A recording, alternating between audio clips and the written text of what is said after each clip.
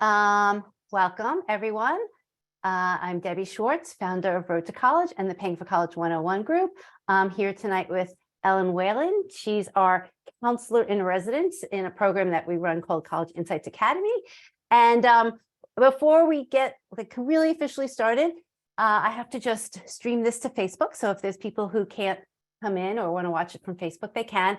But while I'm doing that, if everybody doesn't mind, love to hear where people are watching from, what year their students in high school, how many students they have. Share whatever you're willing to share and give me 2 minutes while I do this other little housekeeping stuff.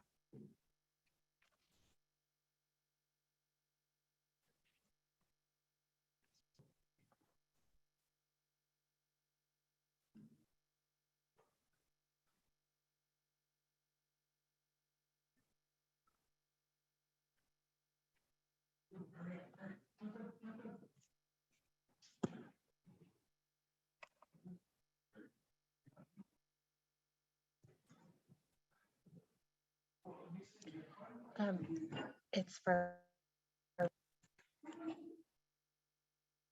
the only other thing I will ask is so you can keep yourself muted. Let's say, and then somebody wants closed caption. Let's put that on. Okay. I think we got everything going.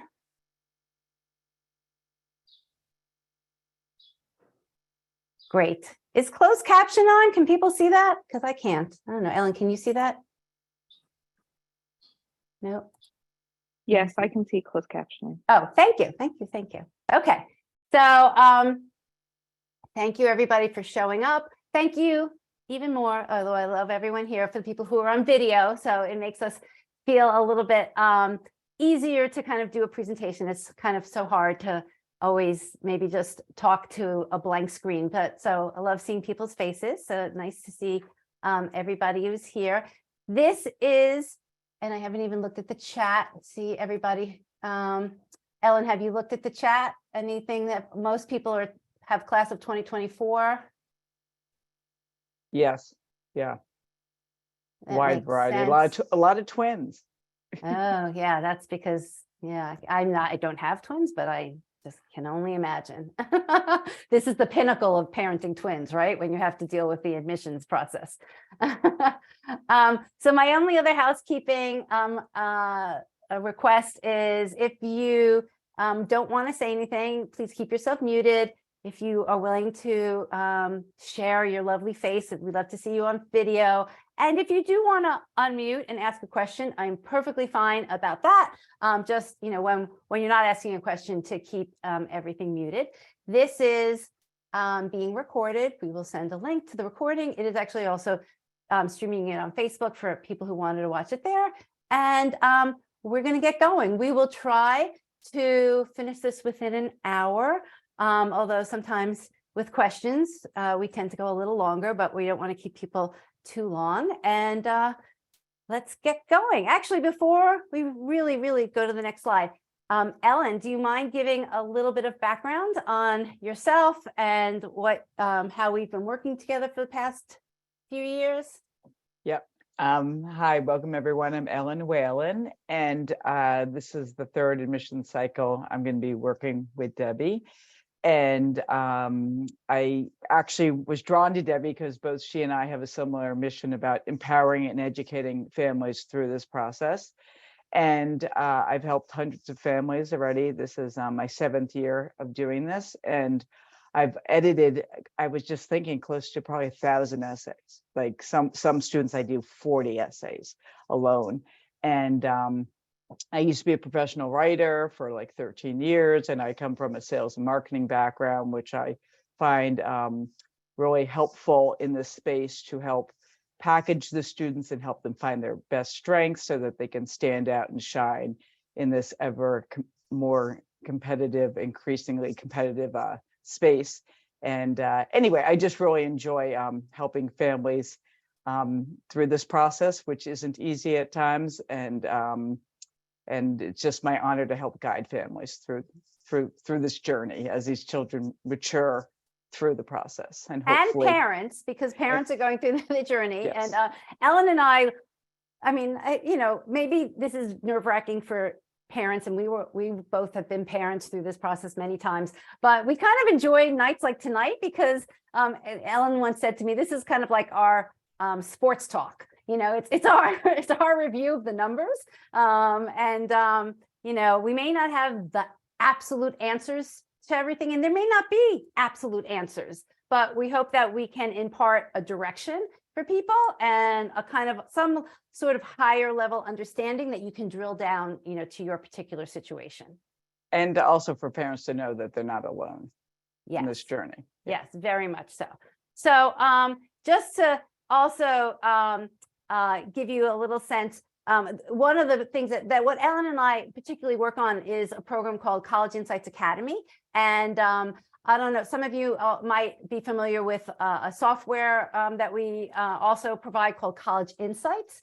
And the College Insights Academy goes a little further. It's for people who want a little bit more hands-on help, be part of a smaller community, have some place to immediately ask questions and get answers. So, technically we are the sponsor of tonight's event. So just wanted to let people know a little bit more. The talk that we're doing tonight is actually like a lot of the talks that we give in this College Insights Academy. We touch on all the topics that families need to know through the process: summer activities, visiting colleges, honors programs, how to brainstorm essays, early admission strategies. This is just a sampling. As if you're part of the Academy program, you get access to the College Insights tool forever. We're part of a private Facebook group.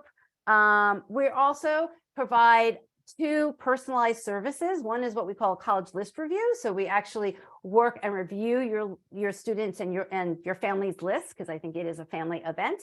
And then we also actually, Ellen Moore works with students on reviewing their Common App. And so if you are interested in this program, we encourage you to start now. We had families that started earlier in the year, but this is a perfect time. And we are having a special that we're going to run from now until the end of the week, actually till Sunday. And it's $200 off. It's $11,199. But not only that, we're actually doing even a special more for tonight. For the people who you are here, you're the only ones that are going to know about this, that if you do sign up tonight, you're going to get an extra hour of essay coaching and actually a special hour of kind of admission strategy session. And Ellen, do you want to just say a few words about like that type of strategy session that you've done with families and how it helps to set the kind of framework?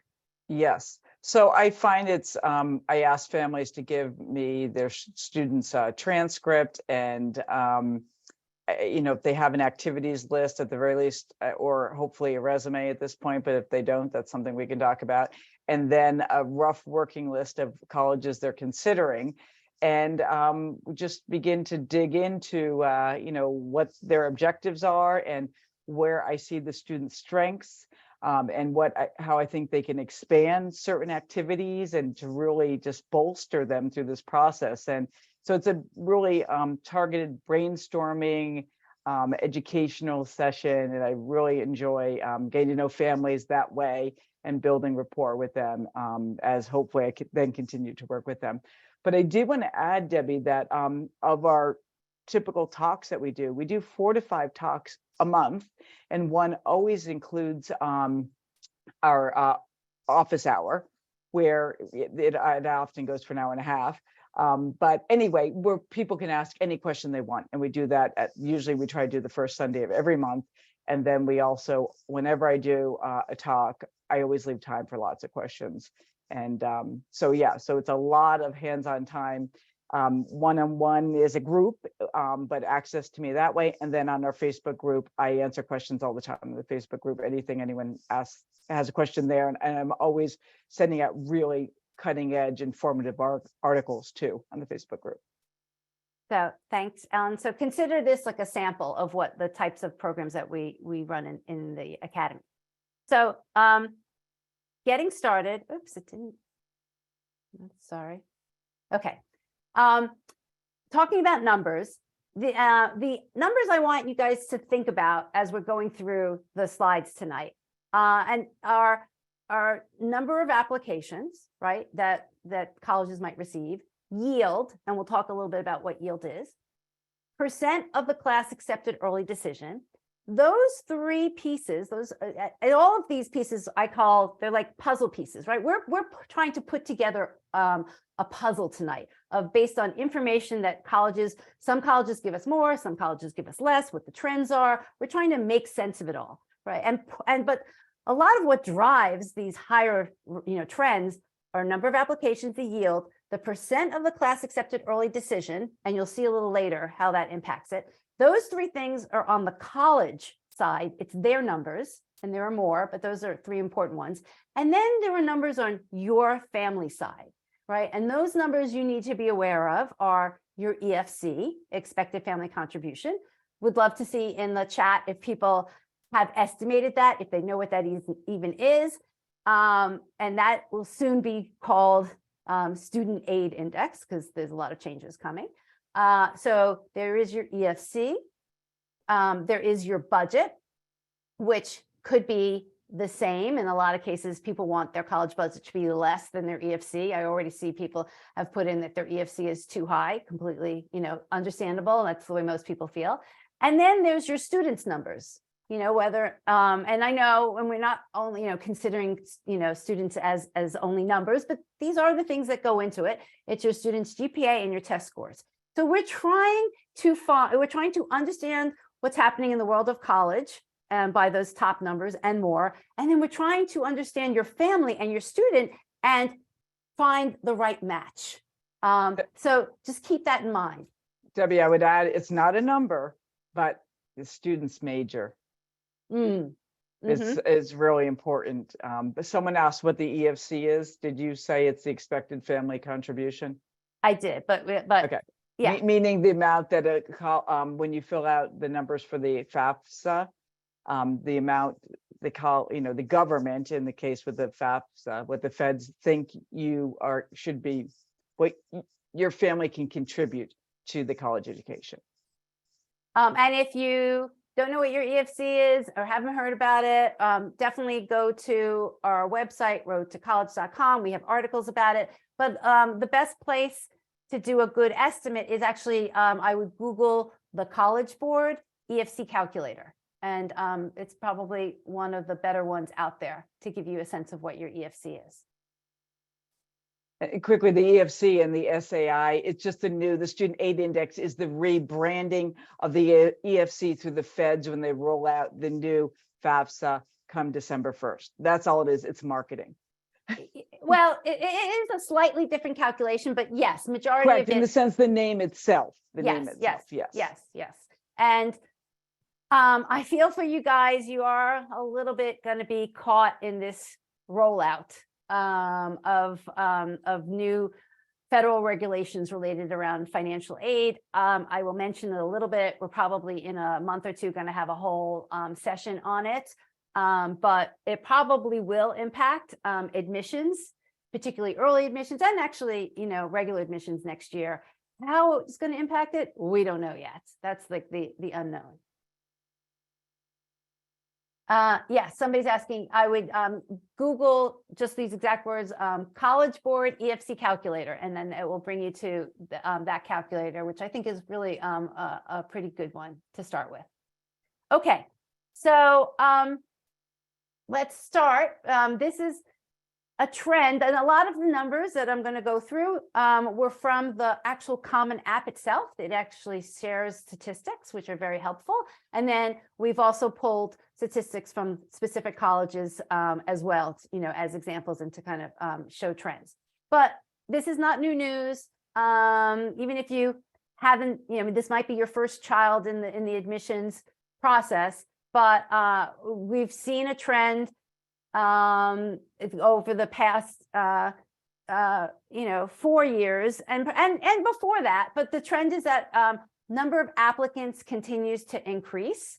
And particularly, we do a lot of comparisons to that year before the pandemic, that pre-pandemic year of 2019 and 2019-20. And we've seen number of applicants increase by 26%. And even though the percentage increase is slowing a little each year, it's still increasing. And compared to last year, there were 11% more applicants. And the question is always kind of like, where are these people, where are these students coming from? And you'll see as we go through the numbers, it's a mix. You know, there's more international students that are coming into the applicant pool. There's students from parts of the population that maybe, you know, didn't necessarily apply to college in the same rate that other parts of the population did. So we see more students from lower income families or underrepresented minority students. So, you know, even though the number of students or applicants is slowing, it's still increasing from all these other subsegments that are probably this subsegments are growing faster than the traditional segments, but overall there's still a growth. And someone's asking about that. People are saying enrollment numbers are down at colleges, and are numbers accurate? And yes, they are down at some colleges, and colleges are closing. But there are more beds than heads in general, and because it's just been a shrinking, our population in America has been shrinking. And so it's been a demographic cliff that's been pending. And so even though there are more applicants in general, there still aren't enough for the beds. Yeah, actually, probably an interesting chart, which I didn't think of looking at to this question, is probably looking over the past 20 years, you know, what were the number of applicants? And I think there was a peak. I don't know exactly what the year was. There was a peak, and then there was a decline. And even though you're right, we're increasing, we're not at the height of where the peak was. And so I think, to Ellen's point, the colleges have the capacity for that peak. And so even though year after year it looks like we're growing, we're still not near that peak. So that's why there's still a lot of pressure on the colleges, that they're not able to fill all the beds or the seats that they have capacity for. And the Great Recession did not help matters. That exacerbated things. Yeah. So the other thing that has grown dramatically since before the pandemic is number of applications.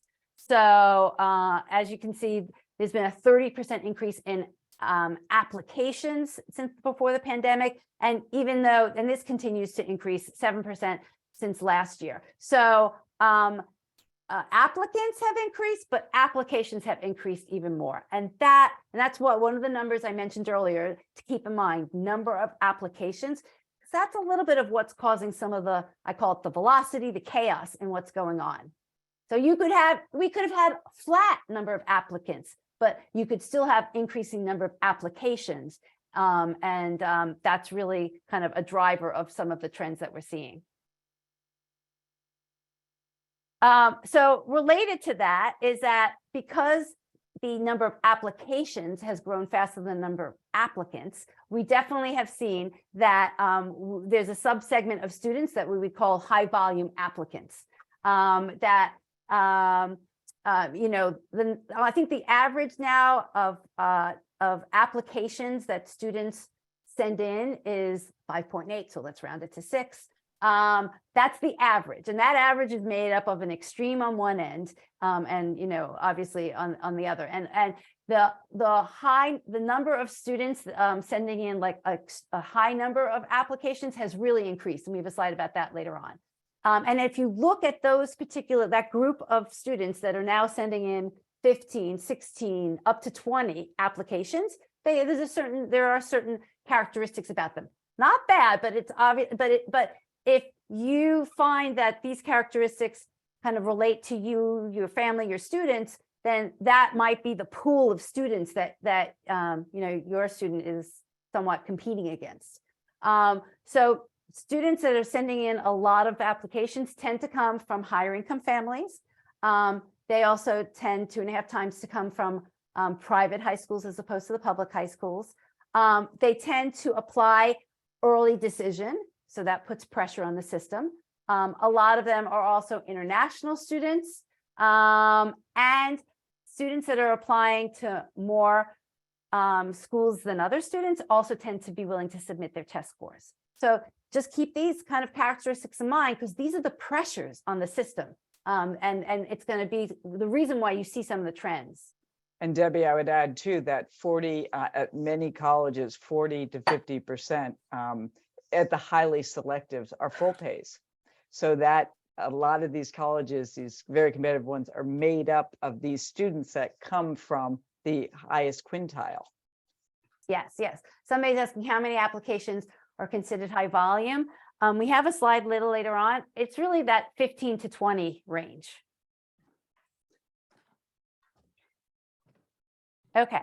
Another trend that's going on is that we're seeing more applications to the elite public schools. And that term is probably also synonymous with flagship, more of the flagship state schools.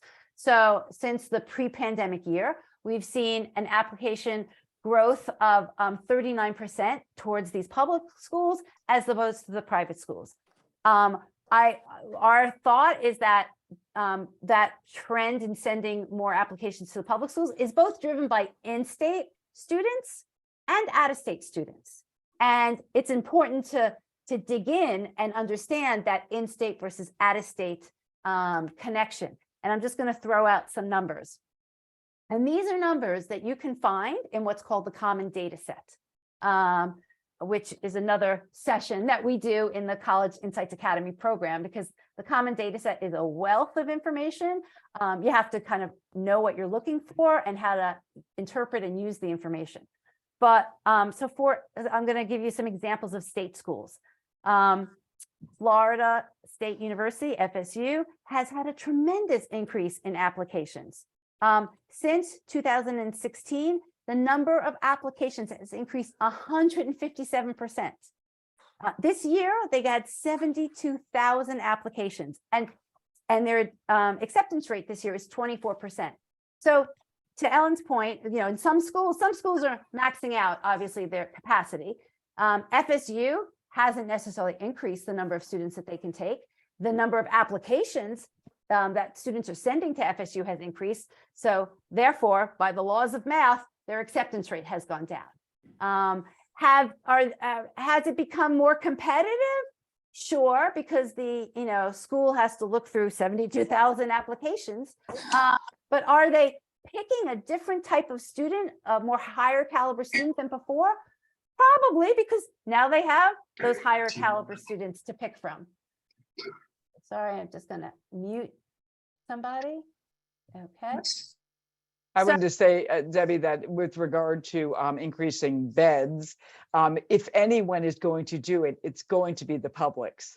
Right. So that, because the private schools are much less likely to do it because they're selling prestige. And if you keep diluting your prestige by creating more dorms, then there isn't scarcity. So the public schools have a mission to serve the public.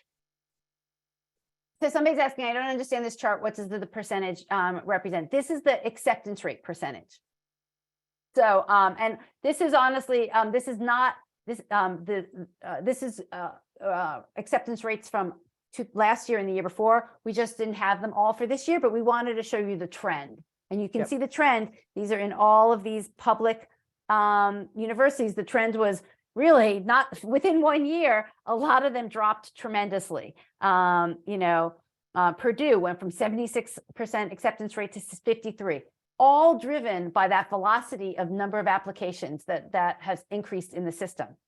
And Debbie, I'll cite two schools if that's okay with current numbers that we have. Yeah. So University of Georgia has become very popular, and some of these things are driven by sports teams too.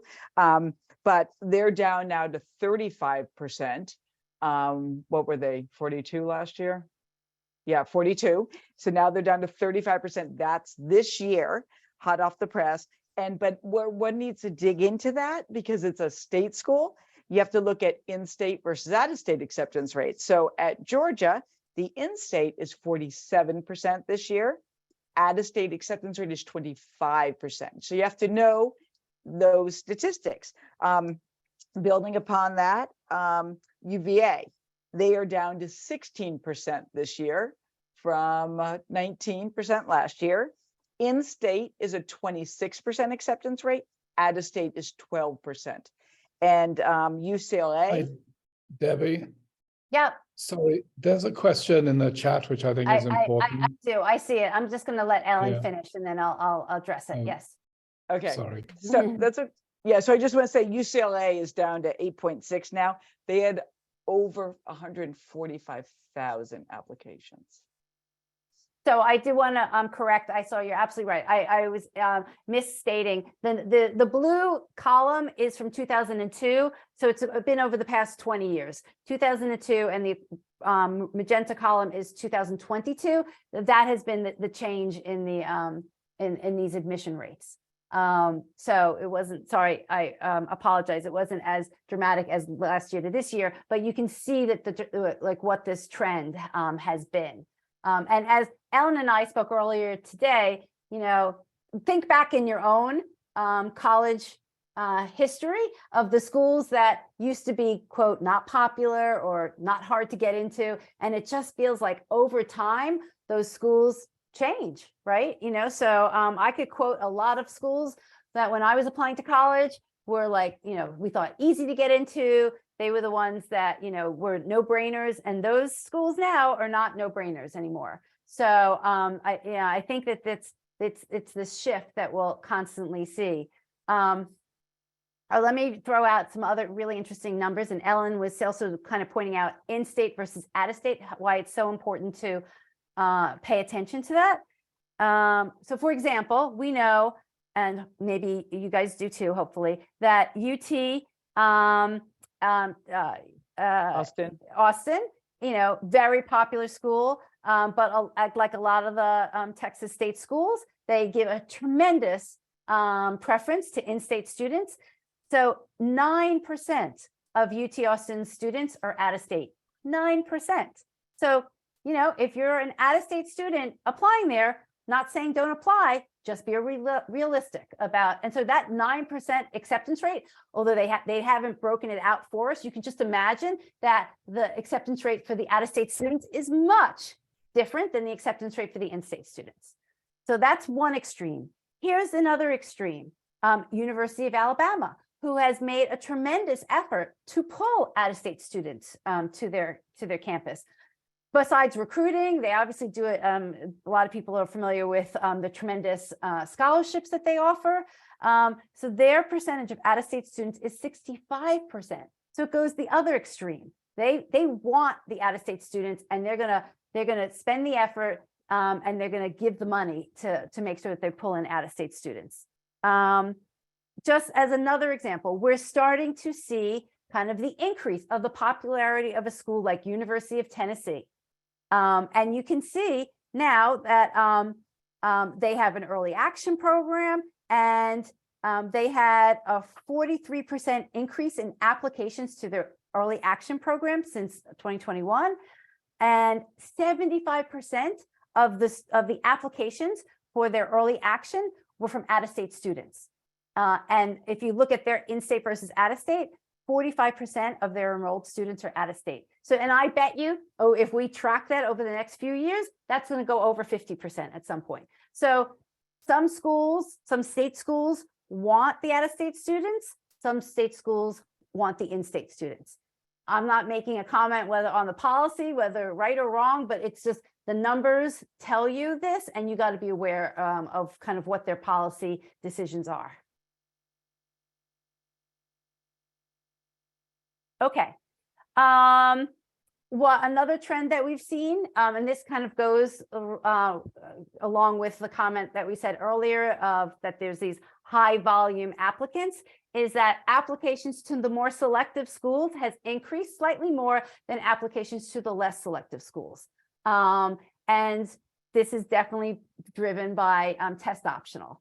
And that term selective, we're going to, for our purposes, define it as schools that are less than 50%. And then Ellen, if you want to make the comment like about like that, and this is not a hard line, but it's kind of like a number that we look at, like an acceptance rate of 35%. It used to be that a school that had an acceptance rate of 35%, could have been like a likely school for some students. We don't believe that almost any school that 35% and below is going to be a safety for any students these days. Yeah, someone asked if they'd heard there are no safeties left. There are definitely safeties. We prefer to call them likelies because we want a student to like the school, because people tend to, when they say it's their safety, they don't tend to envision themselves going there. So students have to have a wide, varied list, and they really, as much as they can, hopefully can find schools that they like. And there's just no longer, you're going to have more than one likely school, because yes, there are no guarantees, but if you have a solid student applying to school with a 70% acceptance rate, it's highly unlikely they will not get in. So somebody is asking, will schools that my daughter applied to, will those schools be able to see the other schools she applies to? No, they will not, which is, I think, the way it should be. But that also causes some schools to be very concerned about their yield. So that was the other number we put out at the beginning of the presentation, because now for those students that are applying to many schools, they're going to get into those, some number of those schools, and you can only go to one school. So, so now many more schools have a harder time managing their yield, because they don't know, did the student that I accept, do they have 5 other acceptances? And so I'm now going to compete against, they don't even know who they're competing against. And so that's what makes it harder for those schools to manage their yield. And ultimately, at the end of the whole process for them, if you think about it as a business process for them, they need to hit certain numbers. And it just becomes a harder business management process for them because of the number of applications in the system and because of the velocity and the chaos that's happening. And it spawned a whole industry of enrollment management. And a lot of these schools, like the former dean of admissions, now is called the enrollment management dean, or dean of enrollment management, because it's about, making sure they have enough students coming to the school. And they want to make sure who they accept, they're likely to yield, because that strengthens their brand and helps them to stay high in the rankings, which ensures that the president of the college keeps his job, that the admissions keeps their job, and the trustees are kept happy. So somebody's asking, how you analyze the data for acceptance admit rate versus the cost of attendance? I haven't directly. I think it's a great analysis. I will definitely take that on. I like that idea. But what Ellen and I kind of like try and zone in on is to find that school where it's not a crazy acceptance rate, right? And it's not a crazy price tag, and they give merit. It's like, that's should we come up with a name for it? Is it like the Cinderella schools? Like they have all the pieces that you want. There's a few of them, they are. And then you've got to kind of match your student to those schools. But that's kind of the diamond in the rough, to find that mix of a school where it's not crazy selective. There's a nice likelihood that your student can be accepted. It's not a crazy price, and they actually will give you merit. Okay, so continuing on with the numbers. I mentioned before, there's been an increase in international applications, applicants. Of course, the pandemic really impacted the number of international students that were coming through, but it's back in force. So, since the pre-pandemic year until this year, there's been an increase of 55% in international students. Domestic students are increasing, but not at the same rate. They're increasing at 18%. And of course, not surprising, the countries that international students are coming from, the top 5 are China, India, Ghana, Nigeria, and Canada. I don't have the breakdown, but Ellen and I were hypothesizing. My guess, obviously, like China is probably over, I'm going to guess, like a big chunk of that, a number of international students. India is a nice chunk. And my guess is that Ghana, Nigeria, and Canada, although they're up there, are probably making up like a smaller number of the number of international students. What is interesting in that's driving this, in addition to, kind of now that the pandemic is somewhat over and international students are coming back, is that some schools are courting international students. They courted them before, and now they're courting them even more. And the way that they are courting them is that they are saying we are need blind to international students. And I don't know, maybe Ellen, would you mind kind of sharing a little bit more like of what that definition of need blind is? Need blind means that they do not look at a student's ability to pay, supposedly. Now, people say there's no one's really truly need blind because there's ways to tell. They can see the profession of the parents. They can see the zip code that the student's applying from. So that's a whole nother, discussion. But I think, is it 7 or 8 schools, Debbie, that are only that 7 that are only need blind for international schools? And those, of course, are the ones with the very big endowments, the top highly competitive schools. And Debbie and I were hypothesizing that one of the reasons they might be doing that is because it helps them to get a huge pool of applicants from around the world, which just makes them that much more highly selective. And they also get a lot of press when they announce that they've gone, need blind for international too. So we hate to be jaded, but we think that that's part of it. Right. So there those schools that might be need blind for international, and then the other schools who might not be need blind, honestly, are probably looking to the international segment of students because they tend to also be more full pay. So they are doing it for an economic reason as well as a numbers reasons to increase their number of applications, which drive down the admissions rates. Yeah, so most schools, usually 10% is a good starting point with international. 10% of the students are international. Some schools go up to 20% or more. And it's a huge economic driver for them with revenue. Okay, so moving on to testing and test optional. I think we all know this story also from the pandemic. Before the pandemic, less than 50%, 45% of schools were test optional. Of course, a lot went test optional in the pandemic, and even more continued, to be test optional, like 96%. The ones, I don't know if we'll capture them all off the top of my head, who are not test optional, are the Florida state schools, Georgia state schools, MIT, Georgetown, Purdue. Yep. I think actually, and University of Tennessee is test required. So maybe I'm missing another one. I apologize if I am, but those are the big ones. And I'm sorry, did you mention the UCs being? Right, and then the UCs are just the opposites. They have all gone not just test optional, test blind. So we got the extremes of what are happening in the test optional or test required world.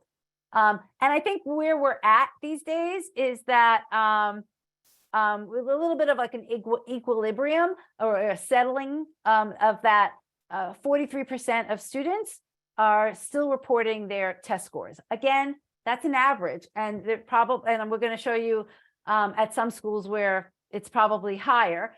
But and this is a tricky question or a tricky thing to answer. It's like the biggest question now is, should my students submit their scores? There is no black and white answer. We'll give you some guidelines, but and we could have a whole nother debate about test optional and what it did to the system, but it definitely had impacts to the system.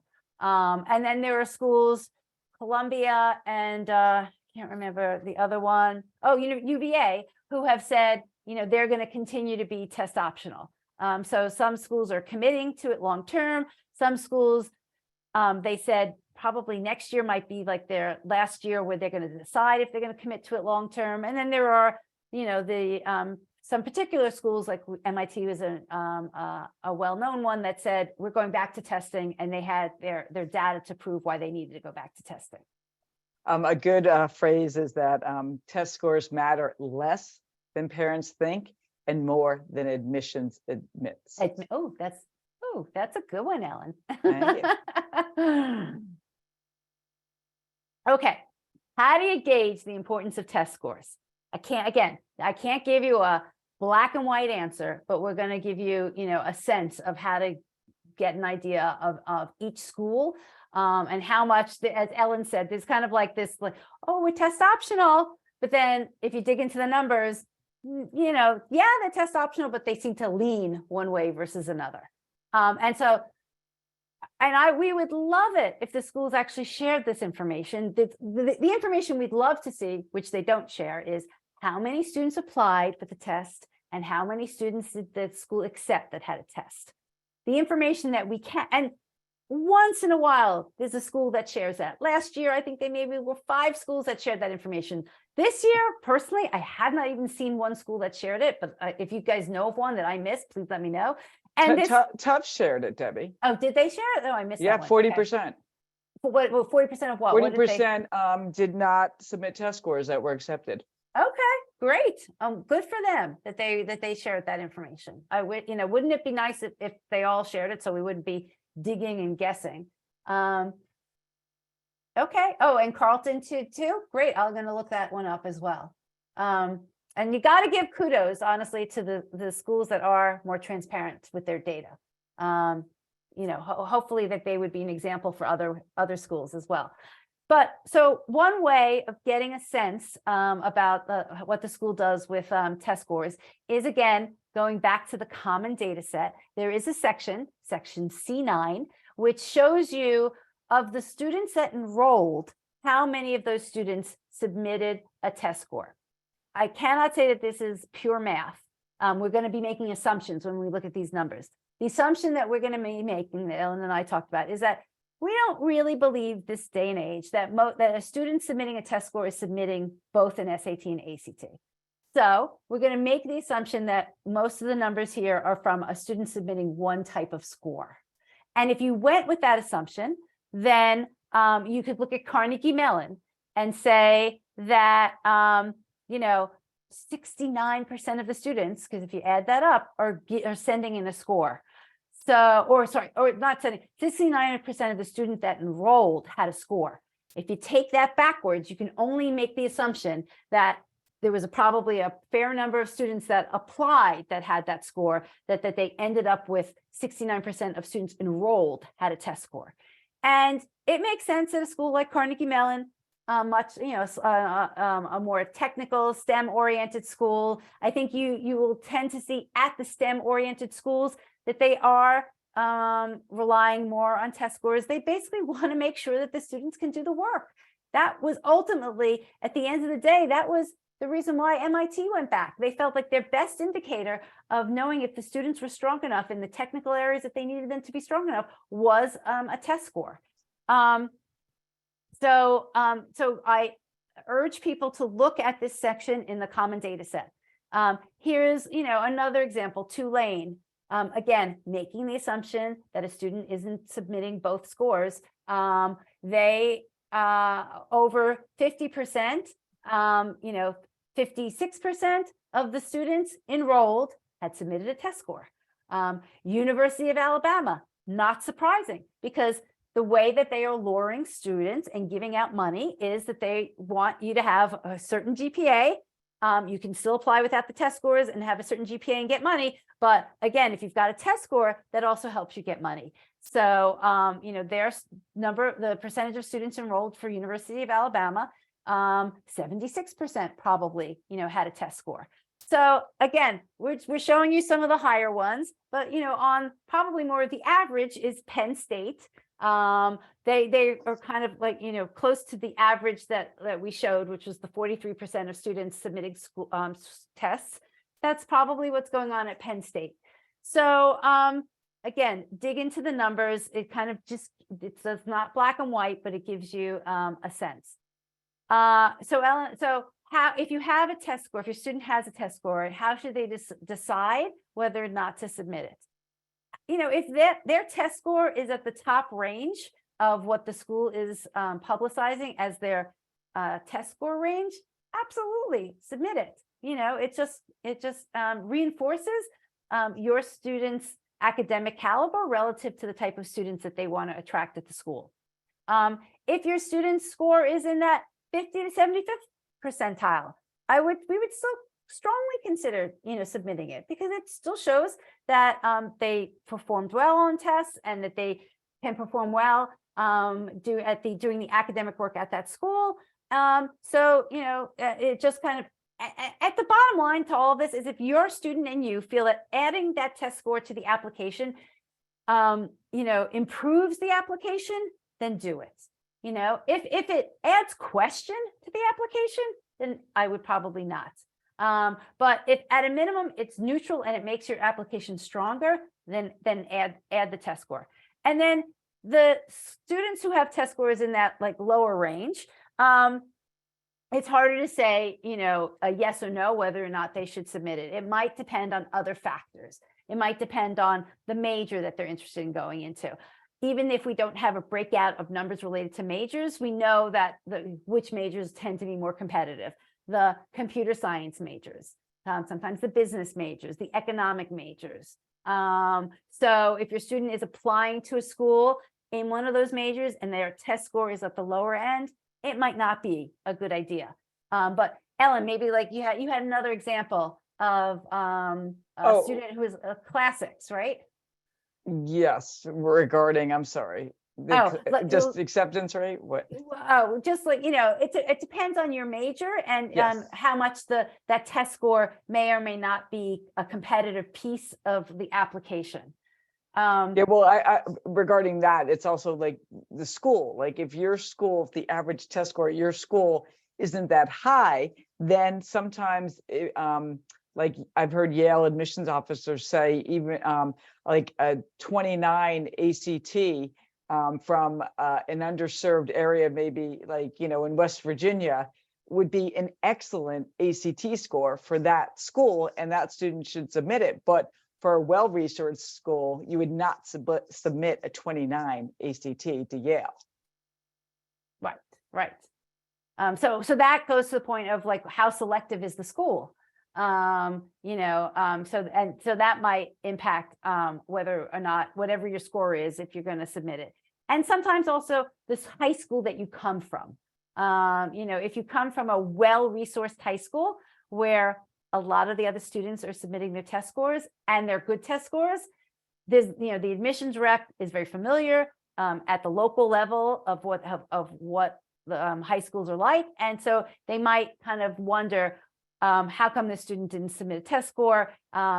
They probably have an inkling that student took the test, again, knowing that the area that the high school is from and how well-resourced it is, or if it isn't well-resourced. And so that might be something to think about if you're deciding whether or not your student should submit the test. People are chattering a little bit about transparency with acceptance rate for majors, and a lot of schools are not transparent about that. Some are. For example, University of Illinois Urbana-Champaign, if you Google that along with acceptance rate, by major or by the college within the university, like engineering, they are very transparent and they break it all out. And I think computer science might be as low as like 4%. Wow. And I think their average or 6%, and their average acceptance rate, I think, or like, of the schools that are less competitive, colleges under the umbrella of the university, I think it's more like 38-42% acceptance rate. So the major definitely drives the acceptance rate, the likelihood of acceptance. Okay. And let me just say, again, these numbers are from the common data set. People are asking about the percentiles. Those numbers are from the common data set. We actually have those percentile numbers in their College Insights tool. And what makes, honestly, that tool so valuable, and one is the reasons why we created it, is that the common data set of every school, right, is out there, but there's no place where you can search it all together that easily. But we pulled together a lot of the important information from the common data set. So in College Insights, you can actually say, my student has this GPA, my student has this test score, show me the schools where their GPA and test scores are in the 75th percentile and above. So it quickly does that for you. And then you can dig in and say, okay, do those schools have merit? Where are those schools located? Do they have the majors that my student wants? So just something to think about. It's possible to not drive yourself crazy with this work, but the data is also out there if you want to look at schools individually. Okay, so there is not all the doom and gloom. So there are a lot of students who do apply to 5 schools or less. In fact, the majority of students, 53% of students, are applying to, that just 1 or 5 schools. But it depends on what they want, right? So most likely, the students who are applying to fewer schools are applying to their state schools, are applying to much more, easy, very, very unselective schools. So that's fine. So if your student, is happy going to the state school or satellite state school, they don't have to drive themselves crazy. They probably only have to do a few applications, and some of those applications may not have essays. So, the overwhelming feeling about how this process operates depends somewhat on the type of student you have and the type or the category of colleges that you're interested in or they are interested in applying to. Here is a statistic that says that somebody was asking earlier, like how much is a lot of applications. So students applying to more than 10 schools increased from 8% to 17%. So I guess, I kind of said that, I guess because we've seen a lot more of the students applying in having 15 to 20, but the numbers are really saying that high volume student is somebody who's applying to 10 schools or more. Debbie, it just dawned on me that the Common App doesn't, the UCs don't go through Not the even in Common here. App. The UC So- and the Texas apply are not in here. Yeah. So there are students that are applying to 25 schools, and then your HBCU schools, they can have their own application too. So yeah, that's a whole nother layer. Yeah. Okay, so these are admission rates from as many as we could from this year. It's again a little disappointing that some schools are not sharing all of their data. I think that they will, like as the year goes on, but a few of the schools, I know Penn, I forget which others, like made this announcement. It was like a PR announcement. Was it last year? And they said, we aren't going to share our numbers because we don't want to make anybody. And Princeton too. Princeton, right? I'm paraphrasing. They didn't say these exact words, but it was kind of like, we don't want to kind of make anybody feel badly. I don't know if that, you could take that in a lot of different ways. Or intimidate people and so they yes. don't apply. Yes, that was really it. Yeah. But to me, people are going to be intimidated anyhow. Share the numbers, because what happens is, we don't like to focus on the top schools, but the only reason why sometimes we kind of talk a lot about the top schools is they do drive the trends, right? So what you see at a top school slowly gets down to like a lower level school. And if that's the trend that the top schools are saying, well, we're no longer going to share our numbers, then other schools are going to say it. And that's not a system that we want to see happen. So, these schools so far have shared their numbers. Just to give you a sense, some of these schools are what Ellen and I were talking about. They're a little bit more volatile. These are the schools where the number of applications tend to increase year over year. And so as the applications increase, the admission rate decreases. Some that to point out would be, the interesting one, if you look at, I wish I had, I don't know how to do that off of right now, Zoom to circle it or highlight it, but MIT, still crazy numbers, but ironically, their acceptance rate increased this year because, again, goes back to the number of applications. They clearly had a decrease in the number of applications because they went back to test required. So that's actually, a prime example to see what the test optional policy has done to the system. They, clearly they now said, we are requiring tests. The students were like, okay, we understand. If I don't even have a test in that range, I'm not going to apply anymore because it doesn't make any sense. So they wanted to decrease their applications because it was too much of a mess for their admissions office to handle. Here's the University of Georgia systems that you mentioned, Ellen. You can see that decreasing. University of Southern California, and we'll talk a little bit about them in terms of deferrals. They've become more, well, they've always been competitive, but they've become even more competitive. I'm trying to think what else is it. Oh, American. You can see American. That green line was from 2 years ago. I don't, over 60%, and now they're down to 44%. All driven by number of applications that these schools are getting. So what we did is, actually, these numbers are not 2023 because we couldn't get them. These are from 2021, 2022. But Ellen and I wanted to highlight other really good schools that are what we would call less volatile. And they have great admission rates and they're great schools. And some of them give aid, and so a school like RPI, a great reputation, not these crazy acceptance rates, worth considering. And RPI, I'm sorry, when people talk about ROI, return on investment for education, RPI being a very tech-heavy school, similar to WPI, Worcester Polytech Institute, and RPI is Rensselaer Polytech Institute, that they, the starting salaries are very high. Can I ask a quick question? Sure. It looks like in the graph that the green is for the EDEA rate, not the overall admission rate. And then the blue is just an overall admission rate. So is the EDEA rate, like what's the actual overall admission rate? That is completely my mistake. I created the chart. I did it a little bit last minute. It is completely my mistake. They are both overall admission rates. I didn't label the columns properly. So okay, sorry. Thanks. And is that the same on the previous graph too? Because that one also said EDEA on the green.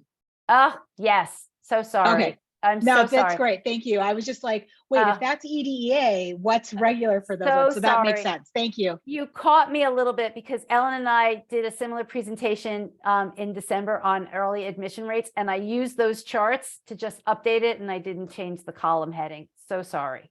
But truly, I pulled these are all overall admission rate numbers. And the same thing on this slide. It's all the overall admission rates. So yeah, we were pulling together a lot of this today, gathering a lot of data. So unfortunately, yeah, sorry, some of that stuff got, the numbers are good. Yes. Some of the headings are a little off. No problem. I just wanted to clarify. Thank you for clarifying. Thank you for bringing it up. I appreciate it. It shows how dynamic this industry is and constantly changing. However, isn't it a true, or is it, and maybe it's not a big enough trend to be noticeable or noteworthy, but I thought that the percentage of people from early decision, early action acceptance rates were going up for many schools. And so, I've seen a lot of advice to, if it's a school you're really interested in, to apply early. When you apply early, it usually indicates more likelihood of, interest, etc. And that a lot of schools are starting to not fill up, but fill a very large part of their incoming class with that. So I actually thought maybe the green was accurate. Is that something you're seeing, or has that been more anecdotal? This is the next slide. It is exactly what you said. A few things. One is, yes, there's been an increase, and I don't have that slide. That was actually from our presentation back in December. But there was a slide that showed the number of students applying early meaning early action, early decision has increased. And the percent of the class that the colleges are taking early is also increasing. And, I think you were going in that direction. What that does is obviously, there's only so many seats. And so if this colleges are taking more of their classes early, and particularly early decision, they are solidifying, who's coming to that school, and then they're leaving fewer and fewer spots left for regular decision. And part of the reason they're doing this is because the students are applying to so many schools, so they are not sure who is coming, and they're very concerned about their yield. And this makes sure that they know at least, half of the class, if not some of these schools, some of them are 70%. Middlebury, 65% of the class comes in ED, is filled. So that complicates matters. And that's why Debbie used this as one of the figures back in the beginning when the talk began. I also quickly want to say, someone asked about Drexel's numbers on the last screen, that we didn't have them because we don't have them yet. But Drexel, if it's gone down, it's gone down to 75%. Yeah. What I like about Drexel, as I'm sure a lot of you know, that Northeastern is incredibly hot. Is it down to 6%, 4% Oh this my year? gosh, Something really? crazy. Anyway, Drexel is very similar to Northeastern in that it is all about internships. And it's in Philly, similar to Boston, that idea. And when I was going to college, Northeastern was a commuter school, and anyone could get into Northeastern. And then they did some very targeted marketing things. They built dorms and stuff like that. The point is, Drexel is similar to Northeastern. If your student is trying to get into Northeastern, consider putting Drexel on the list. And that's what these colleges that we put on here, these are suggestions in that vein. Like Wheaton, Mass, they are very generous with merit. People are talking about, how hard is it to get merit or not. 54% of the liberal arts schools and 50% of universities discount. I'm sorry, their average discount rate is 54% for liberal arts schools and 50% for universities. That is the average discounting rate. Now, obviously, your uber selective schools don't discount at all. Either they do financial aid or very, very low merit. But so Wheaton, I've had a lot of clients go there, usually gives like $42,000 in merit. And then if you have need beyond that, they'll give you financial aid. So that's just one example. And that's a lovely liberal arts school, just 35 minutes south of Boston, miles, 35 miles south of Boston, like 25 miles north of Providence. So that's just an example of if your student really wants a New England liberal arts school, that is a great likely school for them. And this goes to the whole kind of like ethos that we keep talking about is you got to understand your school, you got to understand your student, and you got to make sure that the puzzle pieces work. You have to figure out if you need merit, if you need need-based aid, how much, and then understand, are the schools that your student is interested in, do they provide the money that will help reduce your cost? Is your student a good candidate for those schools? So then again, it's going back to the beginning, understanding the numbers of the school, understanding the numbers of your family, and understanding the numbers of your students, and how do you make them all work together? Somebody asked, and I just wanted to answer, is admission rate the same as acceptance rate? I kind of like, not struggle with that all the time, but they do mean the same thing. I don't really think, I don't know, Ellen, do you think that it is not? I mean, we use them interchangeably. Yes, they are the same. Yeah. At least in my book, they are. Yeah, exactly. It's how many students are admitted, how many students are accepted. I mean, it's the same admissions, acceptance. And then you can say, is the student accepting the offer of admissions? And maybe that's why it makes things a little bit confusing. But in the way we are using it, that's how we mean it. So the other thing I wanted to mention about early is we showed here the schools that are accepting early decision. There's quite honestly a strong business reason why we already touched on why they do that. They basically lock in. They lock in, 50% or more of the class. That means that they lock in their revenue. They know exactly how many, students are coming, from that stage. They know how many of those students are full pay, how much aid that they're giving. They've taken away a lot of their certainty, the uncertainty that they have to deal with, and it helps them to manage their yield, which Ellen said and somebody else said in the chat. Other schools, there are more schools moving to early admissions, not necessarily all early decision, but there's been 3 significant schools this year that had an early action program, which they had never had before. That was University of Southern California, Clemson, and University of Wisconsin. And so it's good. That's good. And I would recommend, and I apologize, I can't remember the woman who said earlier, asked about early. Yes, if a school has early action, it's a little bit of a no-brainer. Your students should absolutely go for that deadline. The earlier they get it in, you know, they will probably, you know, they might get an answer back, and we'll talk about that, whether schools are actually making final decisions off of early action, but it's better to apply early action if that is a possibility. Early decision, you know, might be the right choice, might be, again, depends on your student, depends on your family, depends on your finances. So if you're a family that has a lot of financial need, and you have a very strong academic student, applying early decision to the right school could be a game changer in terms of your finances, right? So, and those schools that have early decision, that are generous with need-based aid, also tend to have very good net price calculators. So, any school that your students are applying early decision to, you absolutely need to do the net price calculator. No guarantee it's 100% accurate, but those schools tend to have good calculators that they share, and you can always, you know, go and question the financial aid offers about how accurate the information is. Oh, Ellen, did you have something? Well, so people are asking if the out-of-state acceptance rate is on College Insights.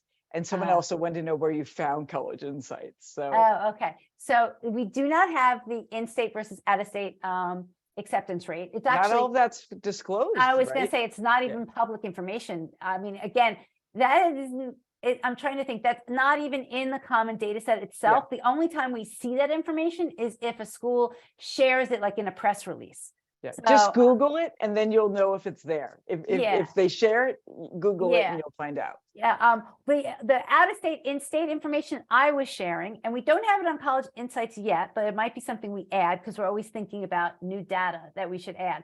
But the in-state, out-of-state I was sharing was the percentage of students enrolled.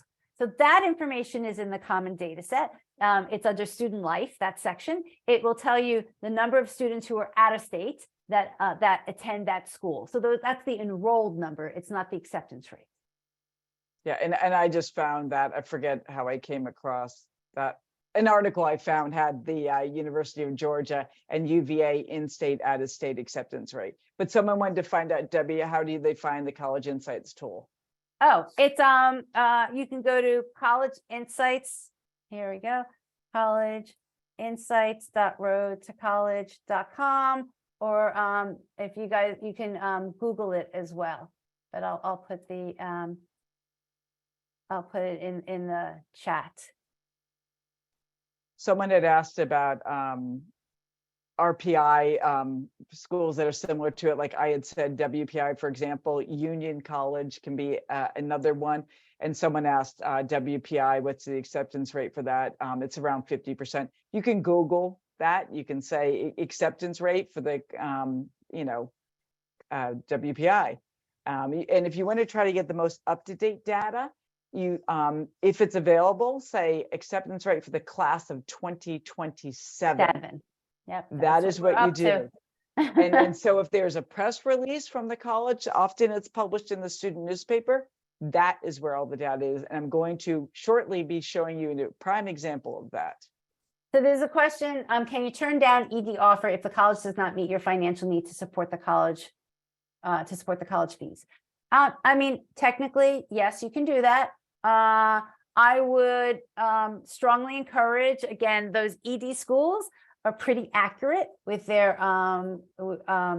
college net price calculators. So before, quote, turning them down, I would go back to them and say, you know, you didn't meet the financial package that I thought I was going to get. And I did do the research, you know, and they might kind of figure out why and work it out. But I think families should go into ED with the idea that if their student is accepted, that they're going to commit, their student is committing to going. It's not a legal, contract, but that's the ethical a way to approach it. And if you guys are really interested, I did a great webinar with Nancy Gressemeyer, who's a really knowledgeable college counselor, and Ron Lieber from the New York Times. It's on our YouTube channel, all about college early decision and how how much do you have to really commit to it. So and they both had really really good insights and comments about the topic. Debbie, I'm sorry to interrupt, but someone, a few people have asked this question repeatedly, so I'm just going to quickly answer it. The question is, should you apply on the school's website versus the Common App, because it will show more interest. The schools that have, except for like MIT and the UCs, where you have to use their application because they aren't on the Common App. The majority of schools that have both, they say it doesn't matter which one you use, and they tend to be schools that are not that competitive anyway. So I would not worry about it. Go with the easy, go with the Common App. If you have the choice, that would be my recommendation. Unless for some reason there's an exception and the school is highly competitive that gives both, then you might consider, but I don't think that's the case. So again, we're kind of coming back to this theme about trying to understand the college as much as possible, understand what their priorities are. There's actually an official term called institutional priorities. Sometimes you can glean some of this information from public information, from their numbers in the common data set, from announcements that they might make, from PR, from Ellen, you used to look at the board of trustee notes, to see what they're talking about at that level, their investments. You do start to see a pattern at some schools, and you can see, what their priority is. They might make an announcement that they got a donor and they're creating a whole new program on data science. Ding, ding, ding. That means if they have a new program on data science, they're going to want students that are interested in majoring in data science. So, so you can definitely get a good sense of a school's institutional priorities. You may not be able to understand all of them. And that's the point of this image, which maybe you've seen this a lot in college admissions, because a lot of people share it for different reasons. But there's what you can see on the top, which you should try and understand as much as you can, but also understand there's a lot underneath that you might never know about. And that's okay.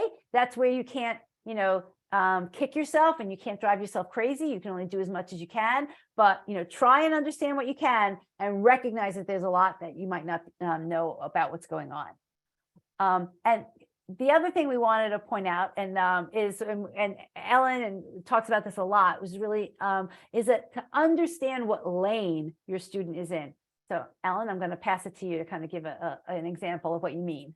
Okay, thank you. So I'm going to be highlighting Tufts. I do want to just piggyback on what Debbie was talking about quickly. You can look up a school's mission statement. That can give you some insights as to what their institutional priorities might be. And just a real simple interpretation of it is schools want what they don't have. Ellen, you got these good sayings tonight. I gotta. Okay. All right. So we're going to look at Tufts, and I'm going to put in, I'm going to put it in here, enter. So I just posted it. So I put in Tufts, class of 2027, profile, acceptance, and up comes the article, student newspaper, right? So I took this article and it has so much data. It's just crazy. So they had 34,000 applicants this year, right? And 9.5% or 3,579 were admitted, right? You look at those numbers and you go, oh, 1 in 10 chance, right? Lottery. My kid has a 10% chance of getting into Tufts. Great, let's apply. It is not a lottery. It is not the more you apply to at 10%, that you apply to 10, you have a 100% chance of getting into 1. No, that is not the case. Each school is different and has in different agendas.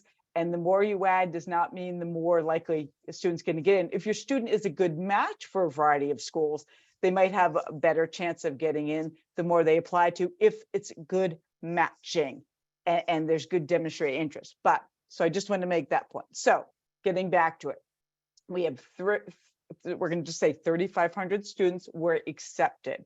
right? 9.5% of our 34,000. So what I'm going to do is I did this last year with Dartmouth. I'm doing a little bit different this year, but I'm going to make up a pretend student, right? Our pretend student is a white male, and most students now are female. 60% of the college going population is female. All right. So, We looked up, sorry to interrupt. We were digging a little bit into Tulane. I wasn't even aware of the percentage of female that applied and got accepted. It is it's really an imbalance. It's something to look at. We've mentioned in-state versus out-of-state. You should look at male versus female these days. okay, someone just asked what it is that I looked up, and I'm typing it in here. It's Tufts class of 2027 profile. The high school class of 2023 will become the college class of 2027. Because if you put in class of 2023, you're going to get the college seniors. So you need to say 2027, okay? So what I did was going through this article, I'm pretending that, let's pretend I have a son who is a white male, who is from California. He is gone to a public school, and he is not receiving a Pell Grant, so middle-class family, and that I think are our statistics. So this is my quote unquote my son, right? So white male, United States, California, not looking for the Pell Grant, middle class, and public school. So we have our number of roughly 3,600 students were accepted to Tufts, right? So we're going to show this. What is your lane? Like how do these numbers get broken down, right? They're institutional priorities. Schools want more males, unless they're a heavy tech school, then they have too many males generally. But so the first thing I'm going to do with my number of 3,600, there are 11% of students that were accepted to Tufts are international. We're going to take that part out. So 11% of the population gone. Gone. So that means I'm going to multiply our 3,600, roughly it's 3,579, but that at times 0.89 gives us now 3,185, right? So almost 3,200 students spots now are left for my quote unquote son. Now of this, 41% are male that were accepted this year at Tufts, right? So if I take my 3,185 and take 41% of that, now I'm down to 1,306 students at Tufts that were accepted were male and domestic students, okay? Now I'm gonna look at public school. This is all the stuff that was in this article that I posted. So 55% went to public school. That's my imaginary son. So 55% of 1,300 is 718. 718 white domestic male students that went to public school. Okay, now I'm going to do white. 43% were white. And just so you know, if you're playing along, 21% were Asian, 12% were Black, 14% were Hispanic, and then they have some mix too. So more than, 2 or more races. So if I take my 718 male students, domestic from public school, and I multiply that by 43% for white, I'm down to 308 of these students. Now, where do I live? I'm pretending I live in California, because who doesn't want to live in California, right? So 20% are from the West, not California, the West. 20% of accepted students were from the West. So we don't know California specifically.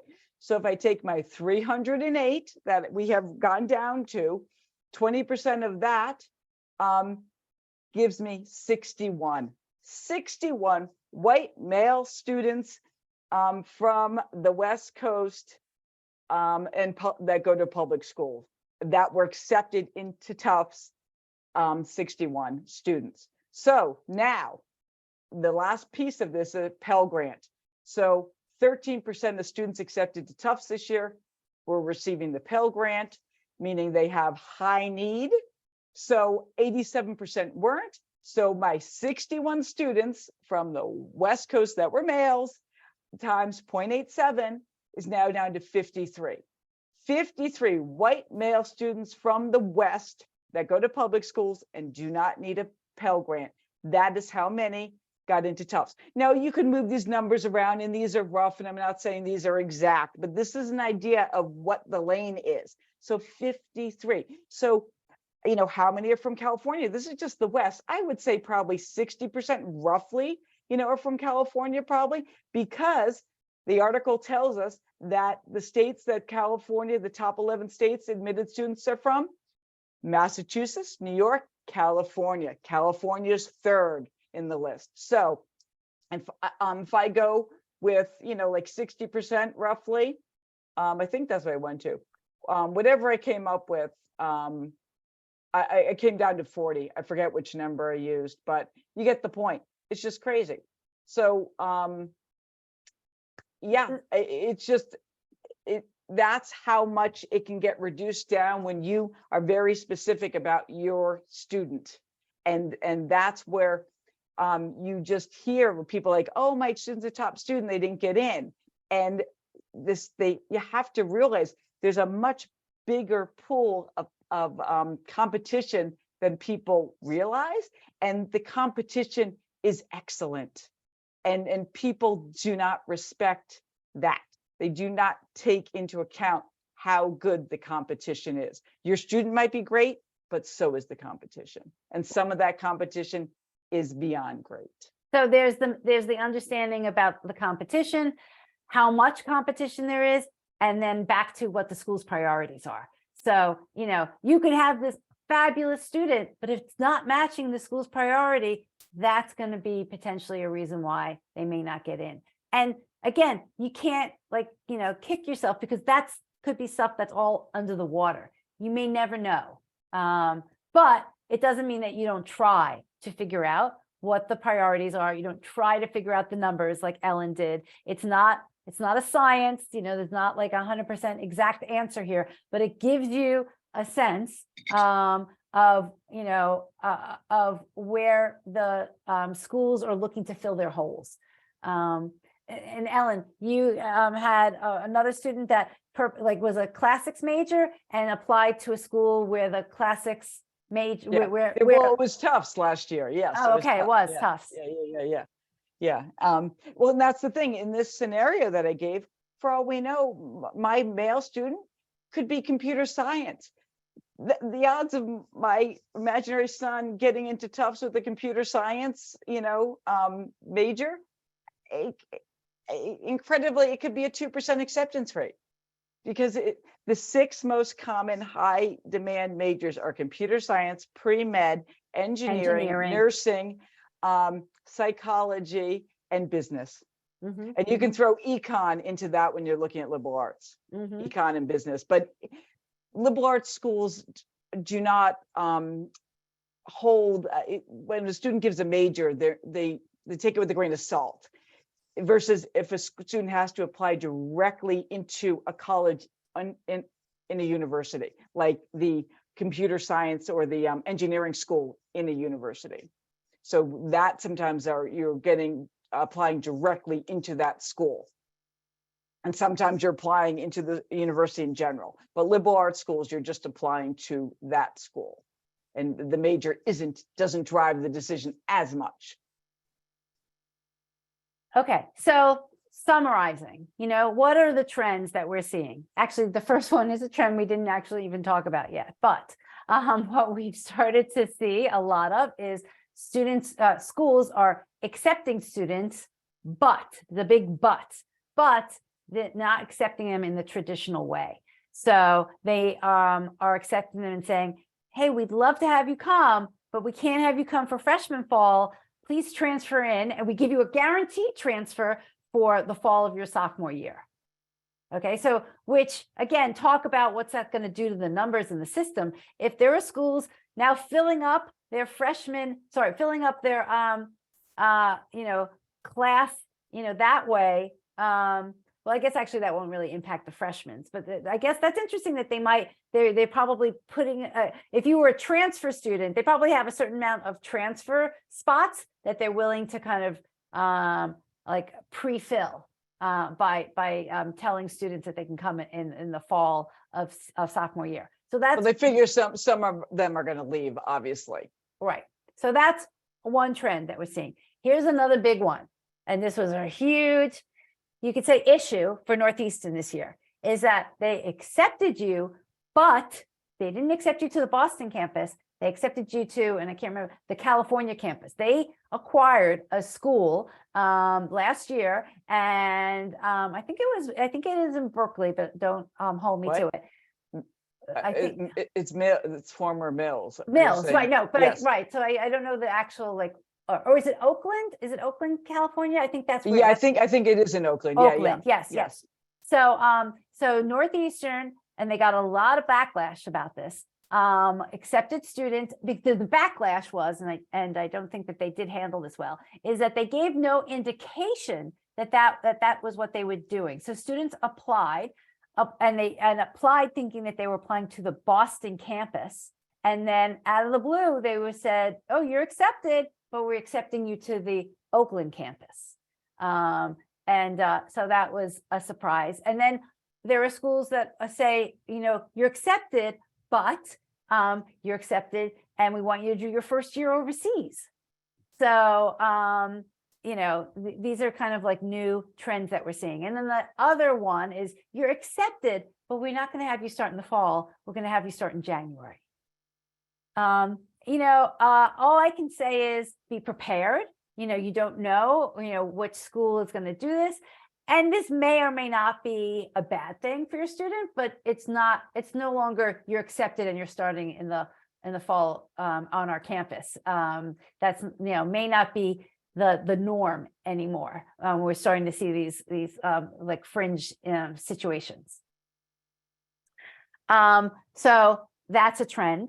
We've talked about that there's a push towards applying more students are applying early admissions. Still think that's the right thing to do, but just understand that that's what's happening with the students and the numbers. There was definitely an increase in deferrals and wait lists. Let me tell you some numbers. I mentioned earlier 3 schools that had new early action programs: University of Southern California, Clemson, and Wisconsin. Well, those particular schools, even though they had early action, had some surprising numbers. USC deferred 97% of the students. So they let you apply to early action, but then they said, oh, it was nice to see your application, but we're going to defer you and we'll see how you compare against everybody else in the regular pool. And Georgetown does 100% deferral if they don't accept you. Wow. Right. So still, again, it's the right thing to do to apply early, but just, we're just setting expectations of what could happen. Clemson also deferred 56% of the students. So again, it's the right thing to do, apply early action if the school has it. The one thing we want to throw out is the idea schools are also they put a lot of students on wait lists, and the reality is that coming off of a wait list is a low percentage. In certain years, and those years were honestly the beginning of the pandemic, there was a rush on the wait list because schools were nervous about their yield. Now, even though the yields fluctuate, they're a little less nervous, and they just don't necessarily always have to go to the wait list, and they tend to put a large number of students on the wait list as like their safety nets. It can be 4 times or more the amount times the class they admitted can be on the wait list. And they do it for a couple of reasons. And one could be not to insult the student or discourage other students from that school to apply next year.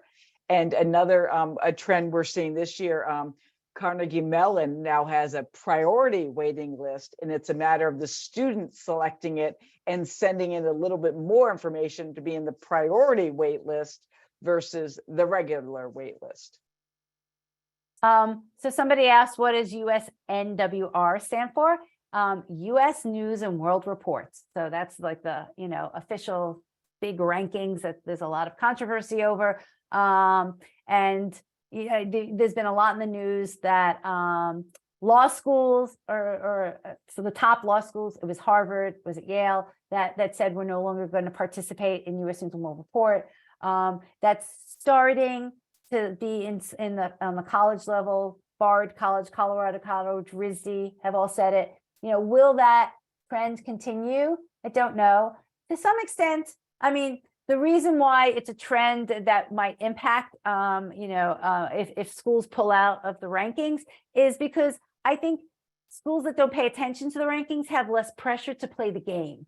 So that then playing the game means, what are we going to do so that we can increase the number of applications so that our admission rate falls? What are we going to do? Do we have to accept a certain number of students that have submitted a test score, because that's going to affect our rankings. So schools that pull out of the rankings just are less in the game of using all of the factors of the rankings to manipulate their numbers and how the process works. So ultimately, Reed did that decades ago. Reed pulled out. They said they don't want to play this game, and then U.S. News and World Report dropped them like 30 spots or something. So I'm curious to see how this will play out. I do think it's a good thing. Is it going to change the process dramatically? I don't think so, but I think it will maybe make some of these tricks a little less tricky that the schools use. And then the last is, and I mentioned it earlier, that the new FAFSA so it was originally, this has been in the works now for like 3 years. And it was originally supposed to be ready and in place before October 1st, which is the official day that the financial aid, FAFSA opens up.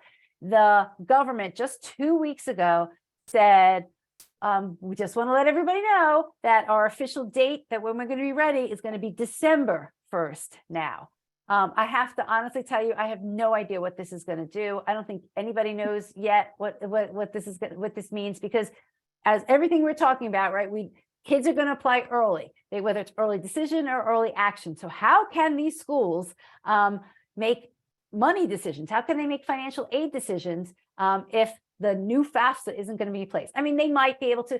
The government is providing the calculation ahead of time. I mean, there might be some makeshift things that happen, but it's going to be a little chaotic. I can't deny. It's just going to be a rocky road this fall with what's happening with financial aid. Yeah, I'm wondering if ED decisions will be held back by a week or two. No. That's what I'm thinking, because Yeah, exactly. if you can't submit until December 1. Yeah. There's going to be some implication. I can't yet, suggest what it's going to be. Give me another month, maybe, as we kind of hear more of the chatter about what colleges are going to do with this information, but we're going to be on top of it. Yeah, and someone says, can you just do the CSS? The CSS and the FAFSA are intertwined. I don't think one can work without the other. Yes. Because the CSS needs to know, are you getting federal aid? Did you qualify for the Pell Grant?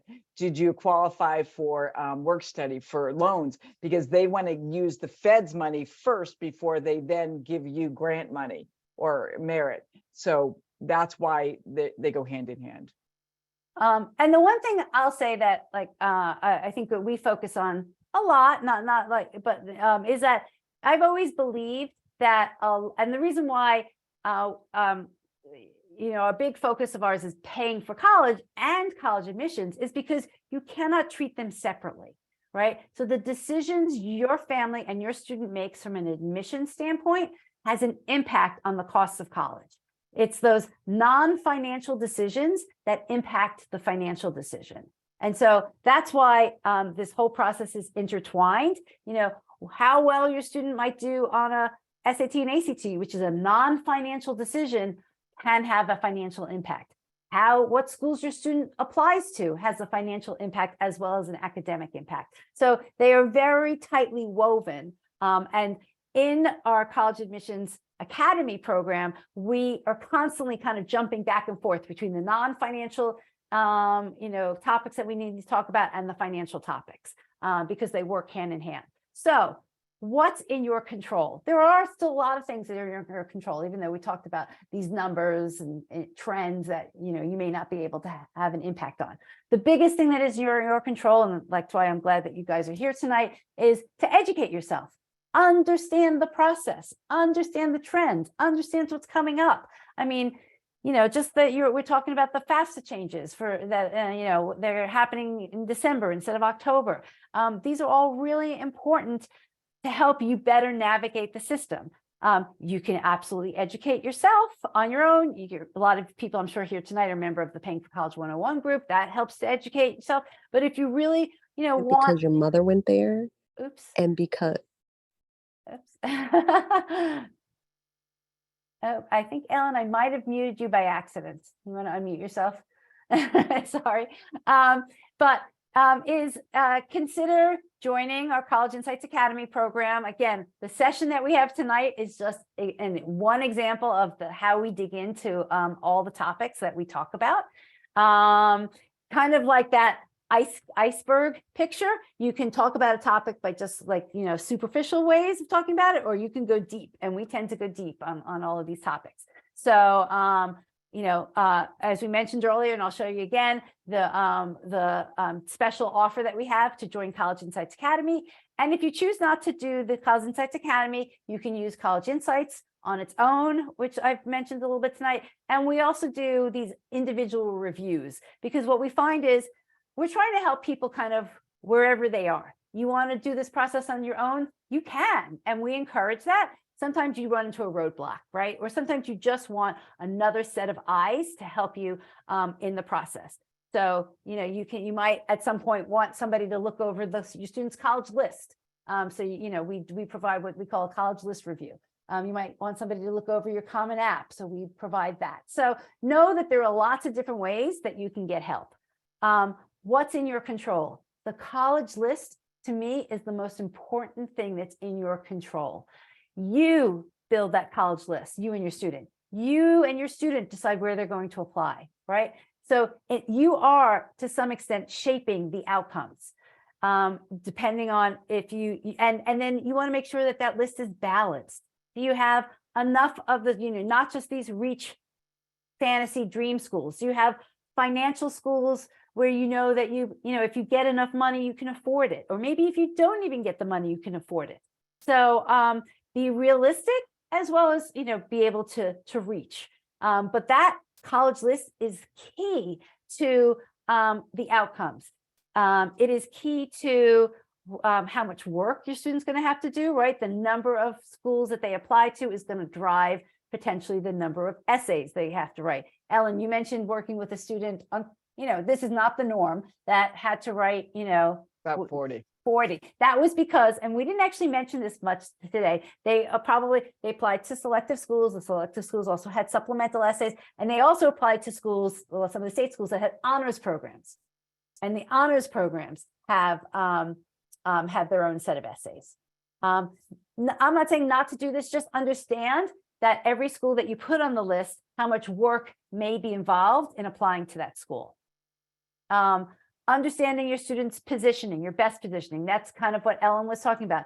Understand what lane they're in. And then when you better understand what lane they're in, then you also know maybe what's most important to highlight about them, you know, to kind of bring to the surface what's going to make them unique, that you want the college to pay attention to. And that's what we call the student's narrative. Mm-hmm, mm-hmm. And is that woven throughout the application? Is it woven in the personal statement? Is it supported through their activities? Like a narrative that they want to be an engineer, and maybe an aerospace engineer.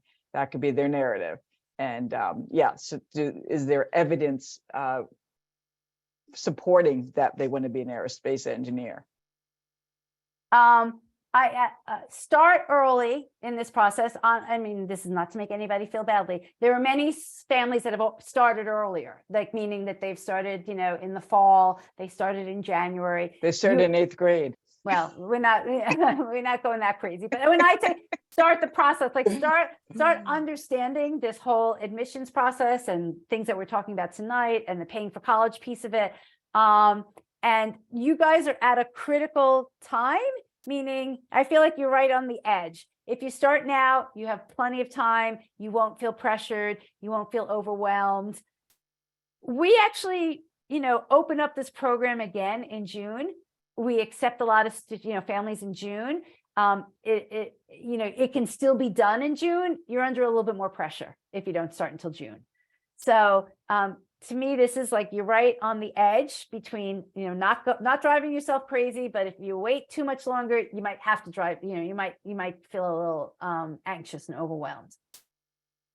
So, and this is, I have to just tell you this one story. We opened the program up 3 times a year in end of December, beginning of January, this time of year, and then towards the end of May and June. And in December, when we opened it up, we kind of sent out an email that sent something like, it's never too early to start. And I actually got like a scathing email from a woman saying, you're putting too much pressure. It is too early. You shouldn't be telling people they have to start now. And I don't, usually write back so strongly, but I was like, I so disagree with you. And I'm not trying to scare people to start early. I am just being realistic about, and we have just seen this over and over and over again. The earlier you start, and I'm not saying it to scare, it's just that you have the capacity to absorb all of these ins and outs of the process. You have the time to work it out with your student. Then honestly, this is all trying to drive towards the earlier you have a good handle on that college list, the earlier your student can start the essays, and they don't feel as rushed to finish the essays, and then they can get it done before school starts, or it's just once the fall starts in September, and your child has this pressure of school and sports and extracurricular, and it's their senior year and applications. That is a lot of pressure for you and your student, and we're just trying to avoid that. And also gives you time to pivot. But definitely these essays can take 6, 7 rewrites. So the more time they have to think about it and set it aside and come back to it, the better, and do it when they're not also focused on their academics, especially during the summer. And we will help anybody at any time that you come. Ellen and I do jump through hoops for people, but we don't want too many of the people where we've had a few and we've helped them, but I can't promise they got the best results when they come the day after Thanksgiving. And we had a few of those. We had twins come. They'd been working with another admissions officer a consultant, and it, I guess, didn't go well, and they came really late. Yeah. And what I love, that is one of my favorite quotes. The woman said that I treated her children as if they were my own. Yes. And that meant a lot to me. So yes. And Ellen, definitely, it's like everybody is your family who's in the program. And they become family, that everyone gets to know each other, and it's really nice. So, and then the last thing that is in your control, and I know it sounds a little bit chaotic, this idea about testing, but you can make an informed decision. I guess, honestly, our general advice is that students should take the test and then have a score, and then you decide what you want to do with it. Because the other theme, which maybe I didn't make strong enough throughout this whole talk tonight, is we want to make sure people have options, right? So if your student has the test, at least they have the option that they can send it in if they want to for a certain school. Have them take the test. If they bomb it, then they don't use it. But if they have a decent score, for some schools, they might want to send it in. And then for others, you might choose not to, but at least you're making that decision about whether or not to send it in or not. Okay, guys, I think that's really basically it. Hopefully you'll got a lot of good information. Out of tonight. You guys still here? Yes, sorry, my screen just went blank for a minute. Again, tonight was just an example of the type of program that we do in the College Insights Academy. If you guys are want to, continue with us, Ellen and I, and along this road, and there are others, we actually have other experts that help us out on the financial side and on the test prep side, please consider joining. And again, as I mentioned, really only you guys here tonight will know about, if you join, you will get an extra hour of at a college admissions strategy session with Ellen. Maybe you can come with a school that you're interested in, and she'll do the analysis like she did with Tufts. and you get an extra hour of essay coaching. So I hope that this was helpful. Whether or not you choose to, continue working with us, my goal is always to provide good information and that you learned something tonight and it was useful. That please, at a minimum, join the Paying for College 101 Facebook group. Be a member there. There are lots of great, insightful and helpful people there who can answer questions. And I just wish everybody good luck. I wish everyone, hopefully you have a nice spring break if your spring break is coming up. Always feel free to reach out if you have any questions. Yeah, I'm going to say, I'm sorry we didn't get to all the questions in the chat, but if you join College Insights, I'm happy to answer them there. And also, if you don't, Paying for College 101 is another great venue. And/or just Google the question you're going to ask, and often that's a good way to find a quick, easy answer. Absolutely. Okay, everyone, thank you for the people who were on video. It was nice to see your faces. And I'm sure we definitely get to know people's names after a while. And sorry we kept you on so long, but hopefully you learned some good information, and we will see you again soon. Happy spring. Take care. Bye. Night.